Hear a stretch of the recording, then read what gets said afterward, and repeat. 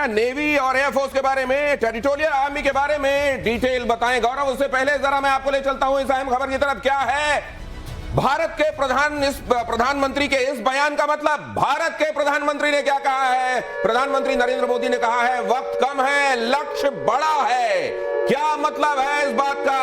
यहां इस कॉन्क्लेव में प्रधानमंत्री नरेंद्र मोदी का बयान, हमारे पास सीमित समय है और लक्ष्य बड़े। हालांकि उन्होंने कहा कि इस समय के संदर्भ में इसको मत देखिए, हमने अपने आप को विकसित देश बनाने के संदर्भ में जो डेडलाइन दी है उसके हिसाब से हमारे पास वक्त कम और बहुत कुछ किया जाना है। लेकिन इस समय तो उनके बयान के और भी निहितार्थ हैं और उससे कोई इनकार नहीं कर सकता। जी बिल्कुल बिल्कुल।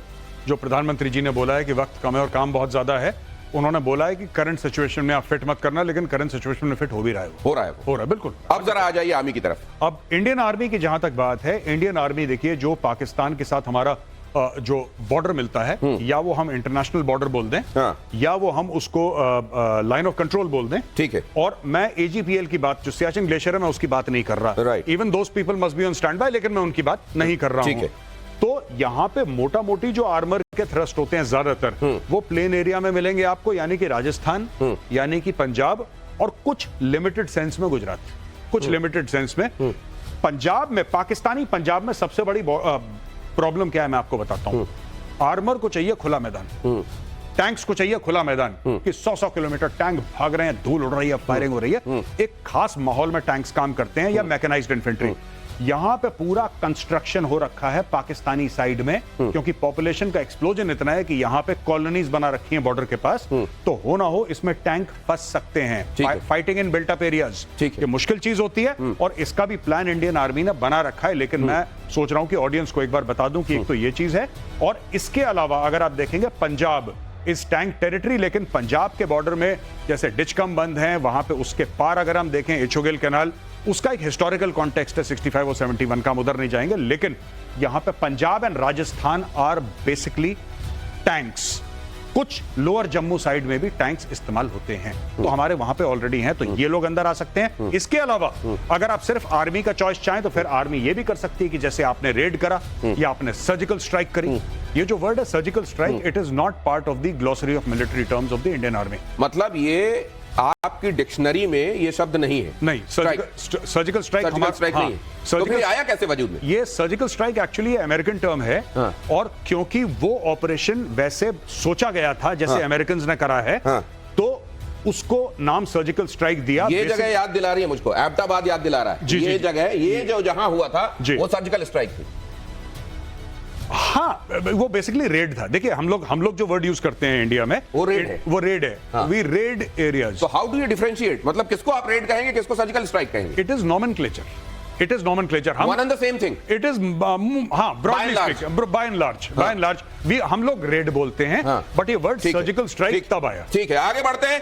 इससे पहले कि आगे बढ़े, ये भी जरा बताइएगा कि स्कर्दू को और सैदू को एक्टिवेट करना, वहां से तस्वीरें भेजना, साथ में ये दिखाना कि देखिए हमारी रोडों में किस तरह हमारे आर्मर्ड व्हीकल्स की लाइन लगी हुई है, ये जो पाकिस्तान कर रहा है, क्या ये साइकोलॉजिकल वॉरफेयर का हिस्सा है? लेकिन उससे पहले पहलगाम हमले में पाकिस्तान के हाथ होने के सबूत, ये खबर फ्लैश कीजिए। हमले के पीछे आतंकी हाशिम मूसा का हाथ, और ये हाशिम मूसा क्या है, कौन है, कहां का है, ये बताएंगे अभी major Arya. Pakistani special forces का पूर्व पैरा कमांडो है, एसएसजी में ट्रेनिंग के बाद लश्कर में शामिल हुआ था मूसा। इससे ज्यादा सबूत क्या चाहिए? मूसा को कश्मीर में टारगेट किलिंग का टास्क मिला था, कश्मीर में पर्यटकों को निशाना बनाने का टास्क था, सोर्सेस ये बता रहे हैं। और क्या सबूत चाहिए? और क्या सबूत चाहिए कि वहां के स्टेट एक्टर्स ये सब कर रहे हैं? ये जो परवेज मुशर्रफ था, ये उसकी रेजिमेंट है एसएसजी, वो भी एसएसजी का था, स्पेशल सर्विसेज ग्रुप का परवेज मुशर्रफ, जो प्रेसिडेंट रह चुका है, आर्मी चीफ। और उन्हीं का बयान है, आप यूट्यूब पे जाके देख सकते हैं, जहां पे उन्होंने बोला है कि जब अफगानिस्तान में लड़ाई हुई थी, जब पहले सोवियत संघ की सेना आई थी और यहां से मुजाहिदीन लड़ रहे थे, या जो जिनको वो फ्रीडम फाइटर्स कहते थे उस वक्त जो लड़ रहे थे, तो कह रहे थे कि पैसा लेके मेरी रेजिमेंट, यानी कि परवेज मुशर्रफ की रेजिमेंट एसएसजी के लोग भी जाते थे as mercenaries to fight inside Afghanistan. तो ये आज की जिहादियों के तौर पे तो बहुत पुरानी रीत है एसएसजी की और पाकिस्तान आर्मी की, कि पैसे लेके लड़ना। और ऐसे भी लोग हैं, कई घटनाओं को अंजाम दिया है। मैंने देखा इसने सिर्फ इसको नहीं, कई घटनाओं को भारत में अंजाम दिया है, और अभी तक बच कैसे रहा है? सर मैं आपको एक बात बताता हूं, छोटी सी, आपको बड़ी सरप्राइजिंग होगी। एक जमाना ये था, आजकल हो रहा है नहीं हो रहा मुझे नहीं पता, जब ये 2-2 महीने की छुट्टी लेकर जाते थे और पैसा कमाने के लिए स्पेशल फोर्सेस वाले पाकिस्तान आर्मी के, ये फ्रीलांसिंग कर रहे हैं। ये नाउ यू हैव अंडरस्टूड, ये फ्रीलांसिंग चल रही है। चल रही थी, हमारे टाइम पे चलती थी, बहुत चलती थी।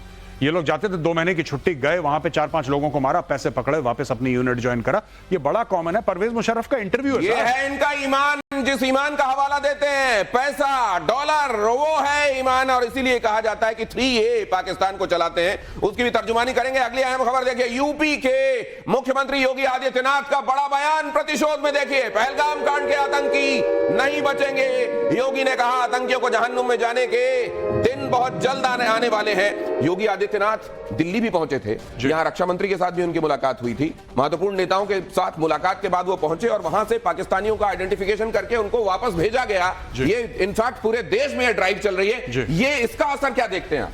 मुझे लगता है कि ये बहुत अच्छी बात है और बहुत पहले हमें कर देनी चाहिए थी। हम लोग क्या करते हैं दिनेश जी कि जब चीज हो जाती है ना, जब कोई वाकया हो जाता है उसके बाद हम रिएक्ट करना शुरू कर देते हैं। ये पाकिस्तानियों ने कहा ना पहले ही कम कर देना चाहिए। सार्क वाला वीजा, ये सब फ्रॉड चीजें हैं, ये पहले ही हमें बंद कर देनी चाहिए थी। ठीक है, और पाकिस्तानियों को बाहर भेज रहे हैं तो बांग्लादेशियों को भी लगे हाथ बाहर भेजिए और कहानी खत्म करिए। They are a national security threat. ये क्या कर रहे हैं यहाँ पे इंडिया में, क्यों आए हैं ये? अच्छा, एक बात और बताइए, जिस एक औरत की शादी जी पाकिस्तान में हुई है, वहां की नागरिकता नहीं मिली उसको, वो यहां रह रही है, उसके बच्चे भी यहां पर पल रहे हैं, उसकी निष्ठा भारत के साथ होगी या पाकिस्तान के साथ होगी? नहीं, उसको नागरिकता नहीं मिली पाकिस्तान की, ये हम लोग इतने श्योरिटी के साथ कैसे कह सकते हैं? क्या उसको ये बोला गया है कि नहीं तुम अप्लाई मत करो और तुम इंडिया में रहो और तुम आती जाती रहना? मैं किसी के कैरेक्टर पे या किसी के इंटेंट पे डाउट नहीं कर रहा, मैं सिर्फ आपको ये बता रहा हूं कि इसका मतलब क्या है। शादी करके तो पाकिस्तानी कानून नागरिकता देता है। तो क्या इस बात से इनकार किया जा सकता है कि इनमें से कोई स्लीपर सेल की तरह भी काम कर रहा हो? 100%। या पाकिस्तान के एजेंट के तौर पर भी काम कर रहा हो? बिल्कुल। आपको देखिए, छोटी छोटी चीजों में इंफॉर्मेशन होती है। इंफॉर्मेशन हर समय वो जेम्स बॉन्ड वाली नहीं कि चश्मा पहन के कोई पिस्टल लेके घुस गया। छोटी छोटी चीजें, आप गाड़ी में बैठ कर गए, कंटोनमेंट से गए, कंटोनमेंट हमारी खुली है, सिविलियन ट्रैफिक है, किसी ने मोबाइल फोन लिया, पूरा एक ऐसे बैठ के स्कूटर के पीछे आपने खींचा, पाकिस्तान को व्हाट्सएप भेजा, कहानी खत्म। ऐसा होता है। डेविड हेडली यही तो करके गया इंडिया में जब 26/11 हुआ था। तो इस तरह के लोगों से सावधान रहने की जरूरत है। लेकिन एक बार इस तरफ फिर आपको लेकर आऊंगा, न्यूक्लियर थ्रेशोल्ड, मतलब वो स्थिति कि जब न्यूक्लियर वाली नौबत आए, उससे पहले भारत और क्या क्या एक्सप्लोर कर सकता है, कैसे और पेन इन्फ्लिक्ट कर सकता है। पानी रोकने वाली बात उनमें से एक है जी। लेकिन अब ये जो मिलिट्री ऑप्शंस हमारे पास अवेलेबल हैं, किसको किस हद तक ले जाया जाएगा? देखिए, मुझे ऐसा लगता है कि जो लाइन ऑफ कंट्रोल है हमारी, जो लाइन ऑफ कंट्रोल है वो तकरीबन 760 किलोमीटर, 765 किलोमीटर लंबी लाइन ऑफ कंट्रोल है, जो कि आपके लद्दाख एरिया में भी थोड़ी सी है, ज्यादातर जम्मू में है, कुछ कश्मीर में है। This is the lay off the line of control. कुछ इस तरीके से जाती है लाइन ऑफ कंट्रोल। अब प्रॉब्लम यह है कि वो वाला जो इलाका है पीओके, हम तो कहते हैं, हमारे तो पार्लियामेंट में डिस्कस हो चुका है 1994 में कि पीओके और गिलगिट बाल्टिस्तान का इलाका जो है वो हमारा इलाका है। तो इसमें ना किसी को डाउट है, ना किसी को होना चाहिए। ये है पीओके वाला इलाका। जी जी जी, बिल्कुल बिल्कुल जी बिल्कुल। अब इशू ये है कि ये जो पीओके वाला इलाका है, हम पूरा पीओके अगर एक साथ न भी लें, क्या हम पाकिस्तान को पनिश करने के लिए कुछ पाकिस्तान के स्क्वायर, जैसे ये अगर ये इलाका है फॉर एग्जांपल, ये इलाका है, क्या हम इसको यहां से कट ऑफ करके ये पूरा इलाका भारत में मिला सकते? भारत का है, भारत का ही है वो इलाका, लेकिन क्या हम तो आप उस हिस्से को एक बार में नहीं लेके आप छोटे छोटे हिस्सों में भारत की तरफ लेने की वकालत करते हैं? नहीं, क्योंकि जब लोग कहते हैं कि पाकिस्तान को सजा, तो आपने तो कभी सजा दी नहीं पाकिस्तान को। आप पाकिस्तान को सजा दीजिए। जो हमारी भूमि पाकिस्तान के अवैध कब्जे में है, उसको छुड़ाना है ना, तो एक कोई दिन आएगा खास, पंचांग में पंडित जी बताएंगे कि जी उस तारीख को जाके आजाद कर लेना इसको। नहीं, आपको जब मौका मिले आप 50-100 किलोमीटर घेर लो। सिंपल सी बात है, आप घेर लो, आप जाके बैठ जाओ वहां पे। और अब ये भी कहा जा रहा है कि अगर पाकिस्तान को इबरत देनी है तो जब तक वो जमीन जिसको वो अपनी समझता है आप अपनी नहीं बनाएंगे, तब तक उसको इबरत नहीं मिलेगी, सीख नहीं मिलेगी। देखिए, बात यह है कि पाकिस्तान इतना जलील नहीं हुआ जितना 1971 में हुआ था कि अगर पीओके उसके हाथ से निकल जाए। जिन्ना ने मरते मरते एक ही बात बोली थी, उसने ये नहीं बोला कि ईस्ट पाकिस्तान जो बांग्लादेश है, ईस्ट पाकिस्तान हमारी शाहराग है। जिन्ना ने मरते मरते ये बोला कि कश्मीर हमारी शाहराग है, जो कि हर पाकिस्तानी कोर्ट करता है। उनकी शाहराग काट दीजिए। और शाहराग कैसे कटेगी? धीरे धीरे धीरे धीरे आप करके सारा कुछ इलाका अपने अंडर ले लीजिए, वो इलाका जो आप ही का है। और इसकी एक और फायदा है, अगर आप पीओके और गिलगिट बाल्टिस्तान लेते हैं तो आपकी सरहद अफगानिस्तान से मिलती है। तो फिर ये स्ट्रेटेजिक डेप्थ जिसको हम कहते हैं, वो हमारे लिए असल में तैयार होती है। क्या मैं ठीक कह रहा हूं? आप बताइएगा। लेकिन उससे पहले जरा ये जो ये जो कहा जाता है कि एयरफोर्स तो हमारी भी बड़ी खतरनाक है, अभिनंदन का जिक्र किया जाता है, चाय की बातें की जाती हैं, असल में कितना चाय है और कितना पानी, जरा ये भी समझने की कोशिश करते हैं। फ्लैश कीजिए यहां पर एयरफोर्स के बारे में, पाकिस्तान की एयरफोर्स के बारे में यह भी कहा जाता है कि असल में 50% तो कबाड़ चल रहा है। एयरफोर्स में होने वाले जो न्यूक्लियर वॉरहेड्स हैं जिनको कैरी किया जा सकता है, जरा उसके बारे में भी ये इंफॉर्मेशन यहां देख लीजिए। ये जरा इसको, ये जब प्ले हो रहा है, आप यहां पर आ जाएं जरा, ये मुझे समझाएं। ये जो कहा जा रहा है कि एक तो S-400 के डर से कराची के आसपास डिप्लॉयमेंट हो गया है अब, क्या S-400 कहां तक उसका थप्पड़ पहुंच सकता है, इस बात से डर है क्या? उनको ये लगता है कि अगर हमें रिटेलिएट कर, देखिए कराची बहुत दूर है, अगर आप ये देखें ना, यहाँ पे कराची है बहुत दूर, राइट, ऐसा पाकिस्तानियों को लगता है, लेकिन कराची इतना भी दूर नहीं है, बगल में गुजरात है उसके, ठीक है ना। मैं ये कहना चाहता हूं कि अगर पाकिस्तान रिटेलिएट करता है, अगर पाकिस्तान जवाबी कार्रवाई करता है, ठीक है, तो पाकिस्तान को सबसे ज्यादा डर जो लगता है वो S-400 से लगता है, उसको पक्का मार गिराएगा, पक्का। और ये जो कहा जा रहा है कि उसके जो F-16 हैं, उनमें से आधे तो रिपेयर मांग रहे हैं और उनका रिपेयर नहीं हुआ है, क्या ये बात ठीक है? अमेरिका ने $450 मिलियन दिए हैं हाल फिलहाल में कि भाई जो आपके नहीं उड़ रहे हैं उनको उड़ा लो, कुछ सर्विसिंग करनी है, स्क्रू ड्राइवर कुछ उसमें डालना है, जो भी करके खत्म करो। तो ये अमेरिका ने उनको पैसे दिए हैं अभी 2-3 महीने पहले, 2-3 महीने पहले अमेरिका ने उनको $450 मिलियन दिए। अब ये तो खैर हम यहां पर आपको ये बता रहे हैं कि न्यूक्लियर वॉरहेड्स ले जाने में हमारे कौन कौन से जो फाइटर जेट्स हैं वो कैपेबल हैं। मुझे लगता है कि न्यूक्लियर वाली सिचुएशन जाहिर है हम डिस्कस कर रहे हैं, लेकिन इसमें वो जो कहा जाता है, और आप क्योंकि मेजर रहे हैं, एक मैड मेजर सिंड्रोम की बात भी की जाती है, किसिंजर ने कहा है। ये mad major syndrome tactical weapons के हवाले से कहा जाता है, इसको समझाएंगे जरा आसान हिंदी में?